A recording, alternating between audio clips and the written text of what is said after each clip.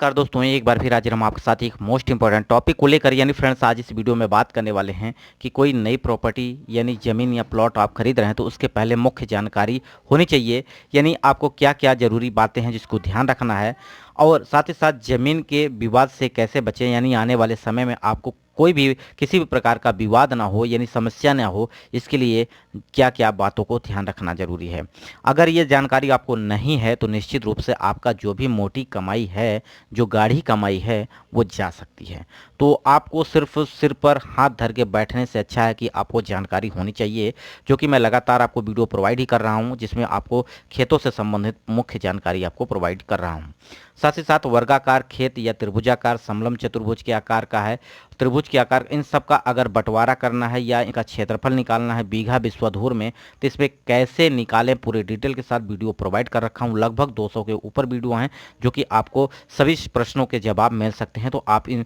Video को जरूर देखिएगा, प्ले लिस्ट में मिल जाएंगे। साथ ही साथ आपके जो भी कमेंट होते हैं उन पर मैं वीडियो आपको प्रोवाइड करता हूँ, या तो मैं आपको रिप्लाई करता हूँ, अदरवाइज वीडियो भी प्रोवाइड करता हूँ। तो जैसा कि यहाँ पे 0.47 हेक्टेयर जमीन को एकड़ यानी बीघा विश्वधूर एकड़ गज में कैसे बदले, पूरे डिटेल के साथ बताया हूं। तो आपके भी जो प्रश्न हैं जो आप नहीं सॉल्व कर पा रहे, कमेंट बॉक्स में जरूर पूछिएगा, इस पर वीडियो प्रोवाइड करेंगे।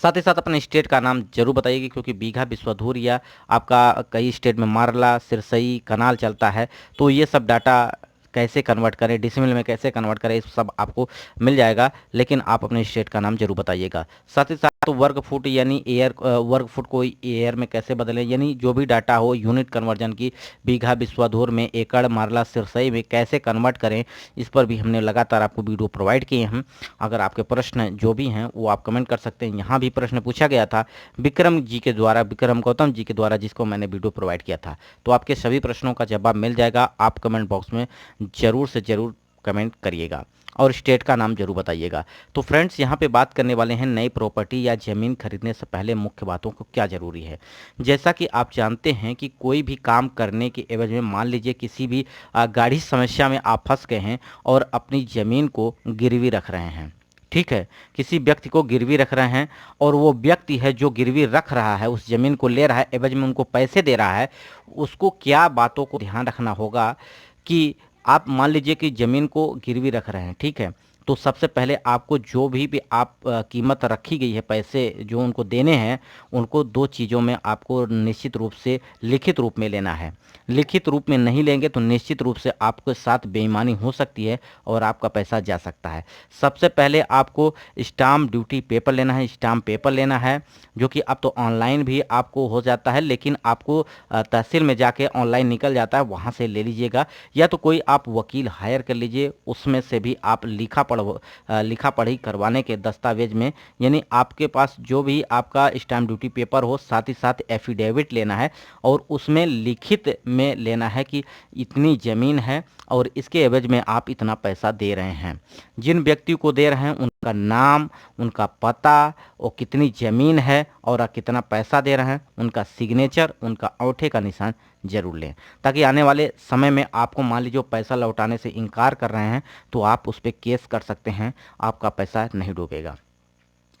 साथ ही साथ अगर कोई ज़मीन है, जैसे कि आप कई भाई हैं, कुछ लोग बाहर रह रहे हैं, कुछ लोग यहाँ पे पुश्तैनी ज़मीन है और उसका बंटवारा नहीं कर रहे हों लोग, जो बाहर हैं उनको कुछ ही समय के लिए आते हैं घर पे और अपना किसी फंक्शन में आ रहे हैं, तो अपना फंक्शन करने के बाद वो वापस चले जाते हैं, लेकिन उनको लगा कि हम अपनी ज़मीन को क्या करना चाहिए, बांट देना चाहिए, बंटवारा करा देना चाहिए। तो वो जो कई लोग हैं, वो जो भाई संयुक्त में रह रहे हैं, वो ज़मीन बांटने के लिए तैयार नहीं हैं। तो इसमें आप क्या है कि कानूनी कार्रवाई करके अपना हिस्सा ले सकते हैं, यानी केस फाइल करके वो लोग नहीं भी ज़मीन को बांट रहे हैं तो आपका हिस्सा निकाल के उस पूरी प्रॉपर्टी में से आपको दे दिया जाएगा, ठीक है। तो ये आप प्रक्रिया कर सकते हैं, जो कि कानून के थ्रू आपको पूरा हिस्सा दिला दिया जाएगा।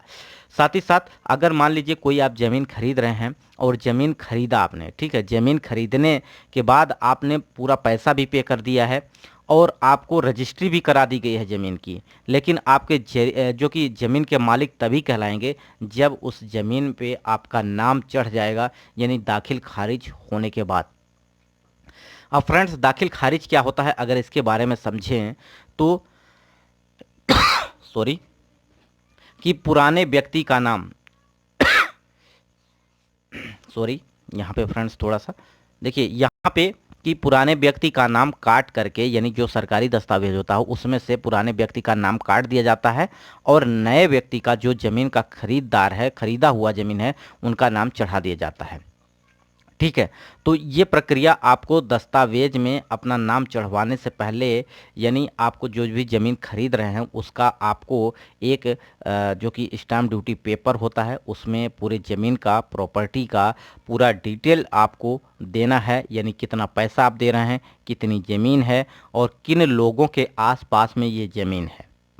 ठीक है, और साथ ही साथ एफिडेविट में भी पूरा उनका पूरा प्रूफ लेना है, यानी क्या नाम है जिनकी आप ज़मीन खरीद रहे हैं और कितनी ज़मीन है और किन लोगों के आसपास ज़मीन है, कितनी हेक्टेयर की ज़मीन है, ये पूरा पता उसमें लिखवा लेना है। ठीक है, मैं यही आपसे एक रिक्वेस्ट करूंगा कि ज़मीन खरीदते समय आप एक वकील को ज़रूर पकड़ें, जो भी उसका फ़ीस हो उसको फ़ीस दे के आप उससे काम करवाएं। वो सभी जो कि दस्तावेज़ तैयार कराएगा और किसी भी प्रकार की अगर ज़मीन में विवाद होता है बाद में, तो उसका निपटारा भी वह वकील करवा देगा आपका। तो सबसे पहले